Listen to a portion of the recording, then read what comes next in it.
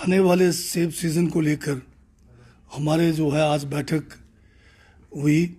और इसमें जो है प्रदेश के जितने भी बागवान एसोसिएशंस हैं उनके पदाधिकारीगण भी थे, आढ़ती एसोसिएशन और ट्रांसपोर्टर्स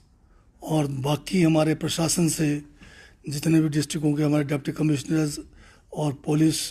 और हमारे मार्केटिंग बोर्ड और हॉर्टिकल्चर डिपार्टमेंट एचपीएमसी और ये सभी इसमें उपस्थित थे। विभिन्न पहलुओं के ऊपर जो है बड़ी लंबी चर्चा हुई। विचार विमर्श के बाद विशेषकर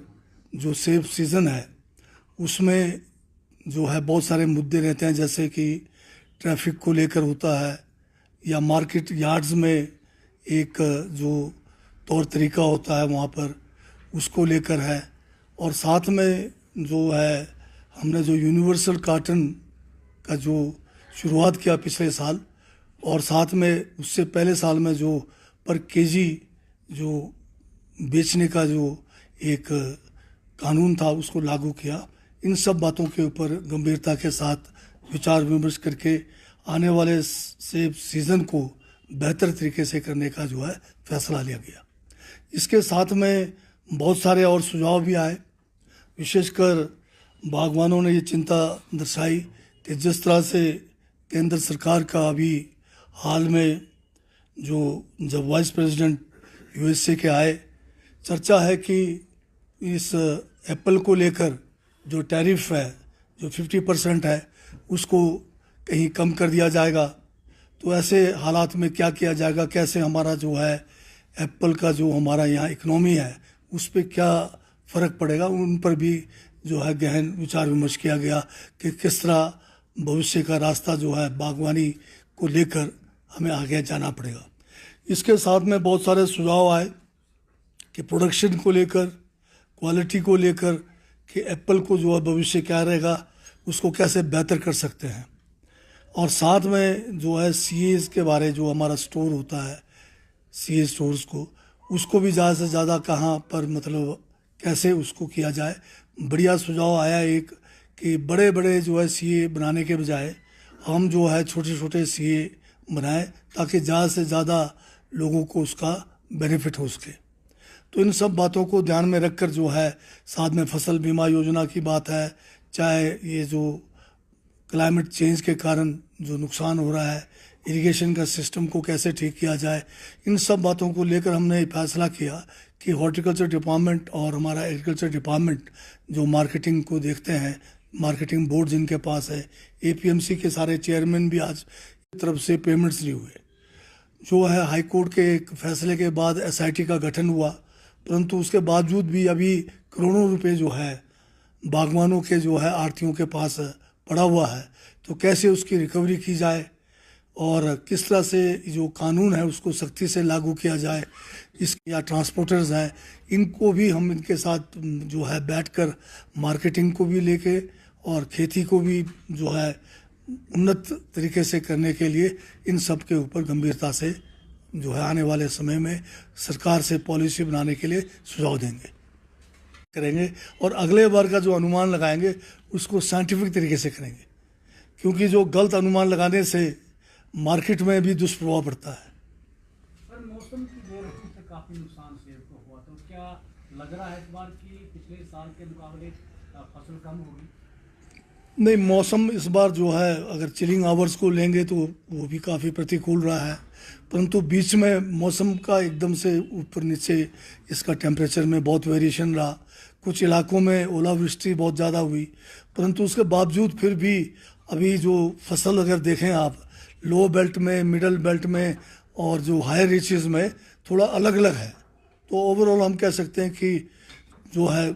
ठीक रहने वाला है सेब सीज़न। सर, रोड कनेक्टिविटी की अगर बात करें तो सेब सीजन में काफ़ी दिक्कतें भी आती हैं, उसको लेकर? हाँ, ये जो है बहुत सारे अभी लिंक रोड्स जो हमारे पक्के नहीं हैं और कई बार जो है ज़्यादा बरसात के कारण सेब सीज़न में ये बाधाएं रहती है। तो उसके लिए जो है हमारा पीडब्ल्यूडी विभाग और जहाँ पर जो उनके अधीन नहीं है, जैसे पिछले बार भी उन सड़कों को खोलने के लिए अलग से जो है कुछ बजट का प्रावधान करके तेज़ी से उनको बहाल किया गया। तो अभी भी अगर कोई भी किसी किस्म की अगर आवश्यकता होगी तो पीडब्ल्यूडी विभाग से मिलकर या हमारे दूसरे एजेंसी से मिलकर जो भी हमारा उत्पाद है उसको मार्केटों तक पहुंचाने का पूरा प्रयास रहेगा। सर, क्या कोई आंकड़ा आया है आपके पास कि कितने बागवानों का पैसा जो है वो भी फंसा है? अभी तक जो हमारे पास एसआईटी में जो आज हमारे यहाँ पर इन्होंने हमारे एमडी मार्केटिंग बोर्ड ने प्रेजेंटेशन दिया उस हिसाब से तो 14 करोड़ के करीब है, परंतु जो अभी यहाँ पर बात हो रही थी जिन लोगों ने अभी तक कहीं शिकायत नहीं की है या कोई मामले जो है अभी भी वो जो लोग आगे नहीं आ रहे हैं तो वो थोड़ा ज़्यादा हो सकता है, परंतु जो हमारे पास शिकायतें पहुँची है वो 14 करोड़ के आसपास है। सर, दूसरा साल है जब यूनिवर्सल कार्टन शुरू होगा। पिछले साल कुछ रियायत भी दी गई थी क्योंकि पीछे जो स्टॉक बचा हुआ था वो भी इस्तेमाल करना था, तो इस बार किस तरह से रहने वाला है और कोई इसके लिए कोई नियम शर्त बनाएगा? अब तो कोई मतलब ही नहीं है। अब जो यूनिवर्सल कार्टन है आज हमने साफ शब्दों में सभी को कहा है, फार्मर्स को भी कहा है, आढ़तियों से भी कहा है और ये कहा है कि लेने वाला भी अगर जो यूनिवर्सल कार्टन का जो 22 किलो से ज़्यादा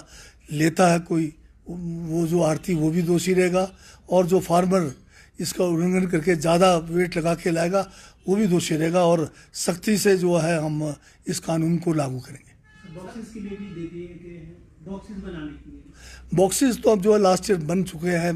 अलग अलग किस्म के अलग अलग क्वालिटी और रेट्स के मिल रहे हैं आपके पास। सर, फसल बीमा योजना जो है बागवानों को जब लाभ मिले तो उसके ऊपर कोई चर्चा हुई पहले सरकार की?